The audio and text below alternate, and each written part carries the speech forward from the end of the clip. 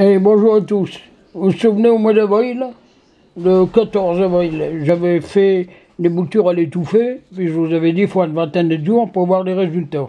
Bon, dans ces boutures à l'étouffée, il y avait une feuille de bégonia rex, il y avait une branche de fuchsia, il y avait une branche de bégonia sur tige, il y avait aussi une tige de dipladénia, voilà, de code bouture.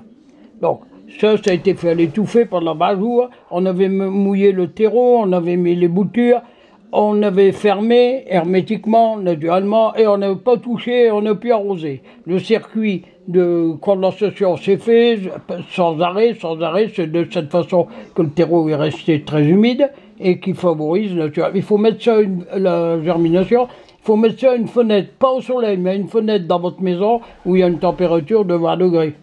À peu près, 18-20 degrés. Mais pas de soleil, hein. Bon, autrement, ça active trop vite, trop fort, et ça va pas. Alors, on va le décoller le couvercle. Voilà. Allez. Alors, voilà, attendez, hein, je vais me mettre ici sur mon fauteuil, ça va mieux. Comme ça, vous aurez... Voilà, tout est là, en bas. On va gonfler un peu, voilà. Alors, voilà mes 4 boutures. Alors, on va voir naturellement la reprise. Alors, on va prendre tout de suite le bégonia rex, ici, il est plus facile à prendre. Donc, je vais décrocher avec le... Là, et tout doucement, voilà. Alors, je regarde, vous voyez, l'enracinement est fait. C'est bon. J'espère qu'on voit parce qu'avec contre-jour, ça va pas très bien. Et je vais le poser là, vous verrez mieux. On voit les radicelles là, vous voyez là. Donc ça c'est bon pour aller dans un terreau pour plantes vertes. Voilà, on a une de faite. Maintenant on va prendre, je ne sais pas celle-ci. Là c'est la bouture de bégonia sur tige, qui est relativement facile à faire celle-là. Hein. Si vous en avez, ou un autre bégonia, vous coupez la feuille, attendez, hein, vous mettez dans l'eau puis dans un verre, ah oui, si elle est prise, dans un verre, et puis voilà. Voilà le résultat. Vous l'avez, hein, vous le faites. C'est parce qu'ici, quand j'ai fait ça, j'ai dit, tiens, je vais en mettre une, on verra bien. Pour faire voir, c'est flagrant, hein. Voilà. Voilà, on a 2 de bien reprises. Maintenant, il reste le fuchsia ici. Non. Et puis après, le dipladénia. Faire attention. Voilà. Je prends.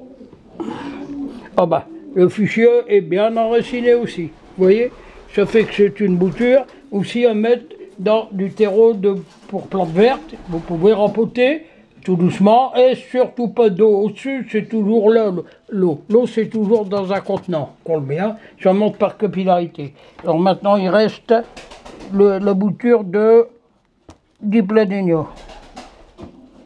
Voilà. Elle n'est pas... l'enracinement n'est pas total. Il y a une petite racine ici à l'extrémité, là, voilà. Vous voyez, il aurait fallu pour elle que ça reste encore peut-être une dizaine de jours. Mais c'est faisable. Donc on peut dire que la réussite est bonne, c'est total. Celle-ci, je vais la remettre dedans, le dipladénia. Hein, mais vous savez que si on arrête une bouturage à étouffer, c'est comme si on recommence tout. Hein. Donc, bon, je ne vais pas m'en occuper. À l'occasion, j'en referai une. Voilà. Alors, est-ce que je vais pouvoir vous faire voir aussi, c'est, regardez la qualité de mon terreau qui est resté très, très, très humide, comme je l'avais mis au début. Voilà.